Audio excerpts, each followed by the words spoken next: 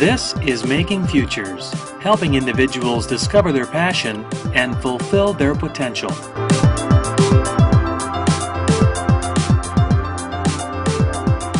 Today I'm talking with Chris Pody, Career and Employment Relations Coordinator at Blackhawk Technical College, and we're going to be speaking about exploring career options. Chris, where should people begin in their career search? Well, I believe that a self-assessment is always the best way to start a career search, and that means exploring who you are in terms of your interests, your skills, personality style, and your work values. So those are questions they could ask themselves. Well, I do have some questions that would probably help lead them. It'd be, who am I? Think about what you have liked doing, what are you interested in? And then what aspects of work or school, if you're a student, really are important to you that you find that are engaging you as a personality and your skill level. So what are some other ways to explore different careers? Well, there's some obvious ones. You could get involved with volunteering. You could be working in a job shadowing, attending career workshops, and you'll find those at your local colleges, especially your technical colleges, and then, of course, reading. And I'm going to give you 3 online resources that I believe are very good for reading about careers and specific careers. CareerInfoNet, which is careerinfonet.org, ONET Online, and that's just onetonline.org, and then My Next Move, and that's mynextmove.org.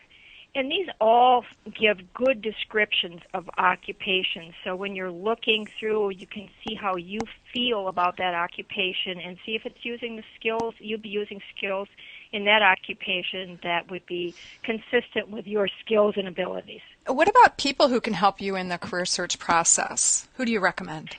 Well, if you're in school, your teachers, your high school counselors, your guidance counselor, your parents can be a good source of help for you. And I think that people that you trust in your life that are going to give you information that you know will be honest, they have observed you. And, of course, there are the counselors at colleges. And sometimes your instructional staff at a college would be very helpful.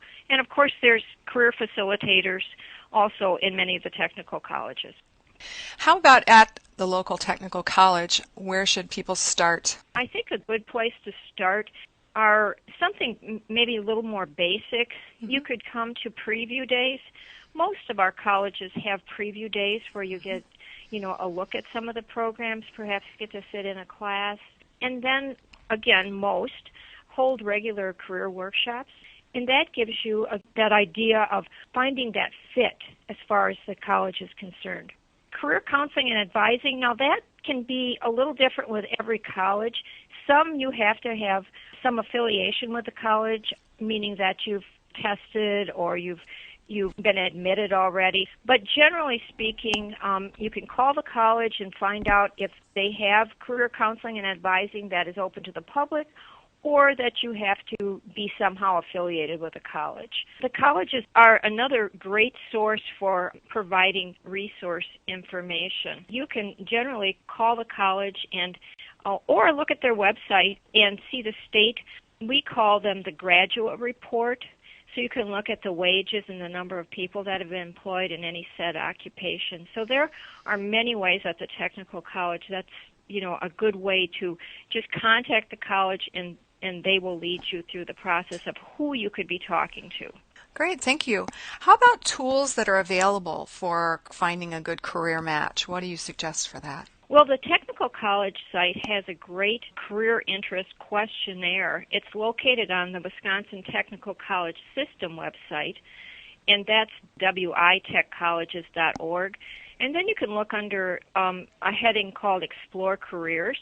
This inventory questions you on activities you enjoy, your personal qualities and school subjects that you like. The questionnaire then ranks these into career clusters. You may find that this limits the amount of occupations that you would be exploring if you hadn't gone through some career interest inventory. Also, the nice thing about this particular site, it will link you back to the colleges so you can look at the programs that are associated with that. Again, CareerInfoNet has many of the ONET assessments. These are all free. And if you go on the careerinfonet.org again, they have a skills profiler, and that's looking at the skills that you'd like to use in the workplace, and an ability profiler. And now, in this profiler, you'd be telling the assessment what skills that you like to use. And again, an interest profiler, another one, and then an work importance locator. That identifies features about jobs that are important. So you can identify if you find that value in those same aspects of the job. Another important tool that I often recommend to people is actually going and looking at open job positions. When you've identified certain areas that you're interested in, look at a job description. A lot of information can be gleaned from that job description as how this fits with the culture. You can go and look at the employer, their website, but you can also look and see, oh, this one has high math skills, or this needs this type of programming. And so there can be a lot gleaned from just looking at a job posting. Good. That's good advice. Thank you. Chris, what about job changers? People who perhaps have pursued one field but found that it really wasn't for them, or that they are having difficulty finding a job in that field. This does happen to all of us at some point, generally in our careers. The career life is quite long through our life. So career changers, sometimes it can be because you're becoming dissatisfied with that, or just simply because you would prefer a change. What we generally do is kind of the same process, but we also identify skills that someone has used and has really enjoyed in the past. Perhaps their workplace situation has changed a little bit. They still want to use certain skill sets. So we do some, what I would say are parallel type positions. See if that's something that is of interest to them. That's a good way for reemployment, is to, compare skills and looking at comparable types of careers. The other would be that if someone just wants to make a complete change, I would suggest going through the career assessment process, sitting down with somebody and identifying the strengths and weaknesses of your personality. I do believe that personality assessments are very important to get back in touch with yourself. Sometimes we identify greatly with our career, and if we want to make that choice, maybe that personality profiler would help you to see yourself. You probably know everything about it, but help identify the strengths and weaknesses, and then some career choices that may be something to research and consider. Of course, you'd probably want to add the interest survey in there and see where you match in the middle. But it'll be a similar process, but maybe more in-depth on how we can do some skills matching.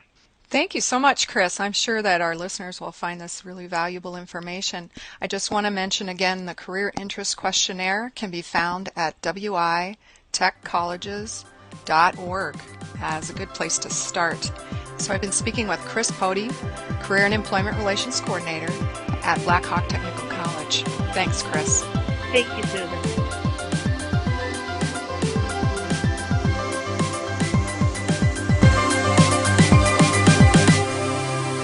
Making Futures is a presentation of Wisconsin's 16 technical colleges. Thanks for listening.